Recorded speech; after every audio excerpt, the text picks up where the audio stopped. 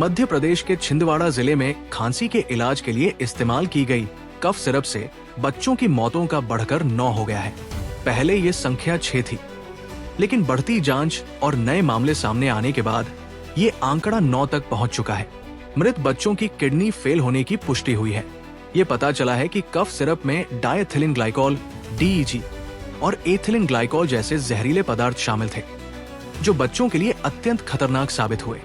प्रशासन ने तुरंत इस कफ सिरप को बाजार से प्रतिबंधित कर दिया है और जांच में जुट गया है। परिजनों में भारी आक्रोश है और वे दोषियों के खिलाफ सख्त कार्रवाई की मांग कर रहे हैं। मरने वाले बच्चों के परिवारों को सरकारी सहायता भी देने की घोषणा की गई है।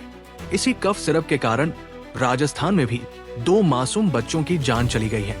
राजस्थान की कंपनी काइसन फार्मा द्वारा बनाई गई ये दवा पहले से ही प्रतिबंधित थी, लेकिन बाजार में इसका अवैध कारोबार जारी था।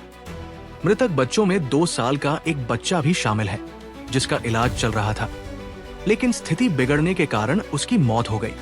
राजस्थान स्वास्थ्य विभाग और राष्ट्रीय रोग नियंत्रण केंद्र ने इस मामले की गहन जांच शुरू कर दी है और संबंधित कफ सिरप की सप्लाई रोक दी गई है। साथ ही इस दवा के खिलाफ सख्त कदम उठाने की तैयारी की जा रही है। क्षेत्रीय प्रशासन, स्वास्थ्य विभाग और न्यायपालिका द्वारा इस घातक कफ सिरप की जांच, दोषियों की पहचान और उनके विरुद्ध कार्रवाई को प्राथमिकता दी जा रही है, ताकि भविष्य में ऐसे हादसे रोके जा सके और बच्चों की जान बचाई जा सके।